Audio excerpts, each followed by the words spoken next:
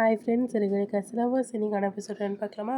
வெத்தலையில் my போட்டு பார்க்குறேன், அவன் பணம் எங்கே வச்சுருக்கான்னு பாருங்கள் அப்படின்னு சொல்கிறான் மனோஜ்.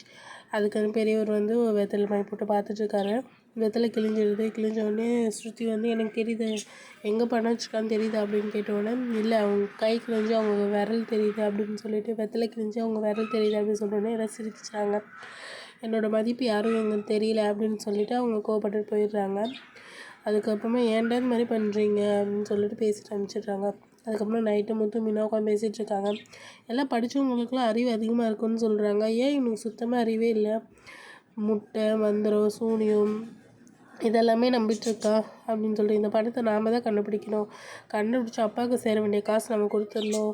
இவனை நம்பிட்டு இருந்தால் அப்பாவுக்கு சேராது காசு அப்படின்னு சொல்லிட்டு முத்து மீனாவும் பேசிகிட்ருக்காங்க. அப்புறம் காலையில் விடிஞ்சிடுது. பார்த்தா நம்ம மனோஜ்க்கு வந்து பர்த்டே இன்றைக்கி. அதுக்கப்புறம் ஒரு ரோஸு ட்ரெஸ் எல்லாம் வச்சுட்டு ரோஹிணி வந்து பின்னாடி இருந்து எட்டி பார்ப்பாங்க. இவங்க எல்லாம் எடுத்துகிட்டு விஷ் பண்ணுவாங்க, ஒரு கிஸ் பண்ணுவாங்க, ஹாப்பி பர்த்டே மனோஜ் அப்படின்னு சொல்லிட்டு. அதுக்கப்புறம் சரின்ட்டு எல்லோரும் அப்புறம் சரி நீ ரெடி ஆகிட்டு வா, நான் வெளியே வெயிட் பண்ணுறேன், உனக்கு ஒரு சர்ப்ரைஸ் இருக்கா அப்படின்னு சொல்லிட்டு வெளியே போயிட்டு வெயிட் பண்ணுவாங்க. அதுக்கப்புறமா வெளியே வந்தோடனே எல்லோரும் அப்புறமா விஷ் பண்ணுவாங்க, இன்றைக்கி என் பர்த்டேன்னு சொல்லிட்டு. இவன் ஒரு முத்து வந்து கலாய்க்க வருவான்.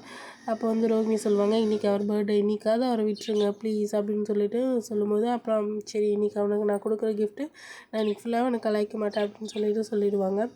ரொம்ப நன்றிப்பா என்னை விட்டதுக்கு அப்படின்னு சொல்லிட்டு மனோஜ் நன்றி சொல்லுவாங்க.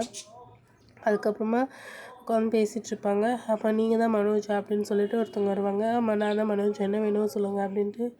உங்கள் பேரில் ஒரு கார் புக் ஆகிருக்கு, உங்களுக்கு கலர் நீங்கள் பாருங்கள் அப்படின்னு சொல்லிட்டு சொல்லுவாங்க. யார் பண்ண? நான் தான் மனோஜ் பண்ணேன் அப்படின்னு சொல்லிட்டு சொல்லுவாங்க. அப்போ ரொம்ப ஹாப்பியாக மனோஜ் வந்து இது பண்ணுவாங்க. ரோஹிணி வந்து சொல்லுவாங்கல்ல, ஹாப்பியாக இருக்கும், எனக்கு நிறைய கிஃப்ட் பண்ணுறேன் அப்படின்னு சொல்லிட்டு. அதுக்கப்புறம் உட்காந்து பேசிகிட்ருப்பாங்க. ஏன்டா எனக்கு கலாய்க்காதடா அப்படின்னு சொல்லிட்டு உள்ளே கூட்டிகிட்டு போயிடுவாங்க. சரி கேக் வெட்டலாம் அப்படின்னு சொல்லிட்டு கேக் ஆர்டர் பண்ணுவாங்க. எனக்கு அத்தை மாமா வந்துட்டு சொல்லுவாங்க, இது ஐஸ் கேக்குங்க உருகிடும், நீங்கள் இப்போ கட் பண்ணணும், நைட்டு ஒன்று கட் பண்ணலாம் அப்படின்னு சொல்லி பேசுவாங்க. அதுக்கப்புறம் ஹாப்பி பர்த்டே சொல்லி எல்லாம் விஷ் பண்ணுவாங்க. அப்புறம் 2 பேரும் கிஸ் பண்ணுறதுக்காக வருவாங்க. பக்கத்தில் நாங்களாம் இருக்கோம் அப்படின்னு சொல்லிட்டு முத்து சொல்லிடுவாங்க. சரின்ட்டு அப்புறம் எல்லாம் பேசிவிட்டு சரி நாங்கள் வேறு ரெசார்ட் போகணும் நாளைக்கு அப்படின்னு சொல்லுவாங்க. 12 மணிக்கு மேலே தான் கிளம்புவோம் அப்படின்னு சொல்லி பேசுவாங்க. அதுக்கப்புறம் உள்ளே என்ட்ரி ஆகும்போது உள்ளே வந்து அவங்க மாமா பேசிகிட்ருப்பாங்க, எல்லாம் வந்துட்டாங்களா அப்படின்னு சொல்லிட்டு, வாங்க சம்மந்தி அப்படின்ட்டு எல்லாம் பேசிகிட்ருப்பாங்க. அப்புறம் நம்ம ஃபேமிலி எல்லோரும் உள்ளே வருவாங்க. அண்ணாமலை ஃபேமிலி எல்லாம் உள்ளே வந்துடுவாங்க.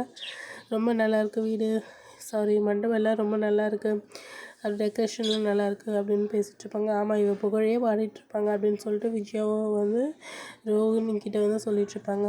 சரி உள்ளே போய் பார்க்கலாம் அப்படின்னு சொல்லிட்டு பார்த்துட்ருப்பாங்க. சீக்கிரம் முடிஞ்சிடலடா நம்ம கிளம்பிடலாம்ல அப்படின்னு சொல்லி பேசுவாங்க ஸ்ருதியும் ரவியும். அதுக்கப்புறம் மேக்கப் பண்ணுறதுக்காக ரோஹிணி போயிடுவாங்க. அங்கே போனால் நம்ம ரோஹிணியோட மாமா வந்து டீ கொடுக்கலான்ட்டு உள்ளே வருவாங்க. உள்ளே இருக்க பொண்ணு வந்து வாங்கிடுவா, அதனால் உள்ளே அவரால் வர முடியாது, வெளியே கொடுத்துட்டு போயிடுவார். மீட் பண்ணல இன்னும், நாளைக்கு தான் தெரியும். மீட் பண்ணிட்டாங்கன்னா பெரிய பிரச்சனை தான். இந்த வீக் காட்ட மாட்டாங்க, அடுத்த வீக் தான் காட்டுவாங்க. அதுக்கப்புறம் டெக்கரேஷன்லாம் ரொம்ப நல்லா இருக்குமா அப்படின்னு சொல்லி பேசுவாங்க அண்ணாமலை வந்து மீனாக்கிட்ட. அதுக்கப்புறம் அந்த காசு கொடுத்தெல்லாம் எடுத்துகிட்டு வா அப்படின்னு சொல்லிட்டு இவங்க 3 பேரும் சேர்த்து வச்ச காசு எடுத்துகிட்டு வந்து அவங்களுக்கு கொடுப்பாங்க. அவங்க ஃப்ரெண்டுக்கு, அண்ணாமலையோட ஃப்ரெண்டுக்கு, இந்த அப்பாவை கல்யாண செலவுக்கு வச்சுக்கோ, எங்களால் முடிஞ்சது, நீங்கள் எவ்வளோ பண்ணதே பெரிய விஷயம், டெக்கரேஷன் இதுக்கெலாம் காசே வாங்கலை, இன்னும் இதுவும் வேண்டாம் எனக்கு அப்படின்ட்டு. இல்லைப்பா பரவாயில்ல, நீ என் ஃப்ரெண்டு தானே வாங்கிக்கோ அப்படின்னு சொல்லிட்டு சொல்லுவாங்க. விஜய்க்கோ வரும். இது போய்ட்டு ரவிக்கிட்ட சொல்லுவாங்க, பாரு எவ்வளோ சம்பாதிச்ச காசுலாம் எடுத்துகிட்டு போய் கொடுக்குறாங்க அப்படின்னு சொல்லிட்டு. விடுங்க மம்மி, அவங்க அம்மா அவங்க ஃப்ரெண்டுக்கு அவங்க செய்யணும்னு நினைக்கிறாங்க அப்படின்னு சொல்லிட்டு சொல்லுவாங்க. உங்ககிட்ட போய் சொன்னோம் பாரு அப்படின்னு சொல்லிட்டு விஜய்க்கு வந்து கோவம் வரும். அதுக்கப்புறம் வா நம்ம போய் சாப்பிட்லான்ட்டு போயிடுவாங்க. ரவியும் முத்துவும் அப்புறம் மீனாவும் ஸ்ருதி உட்காந்து ஃபோன் பார்த்துட்ருப்பாங்க. அதுதான் இன்றைக்கான எபிசோட். நம்மளோட சேனலை சப்ஸ்கிரைப் பண்ணிக்கோங்க, அப்போ தான் நாளைக்கான வீடியோ உங்களுக்கு வரும். தேங்க்யூ, பாய்.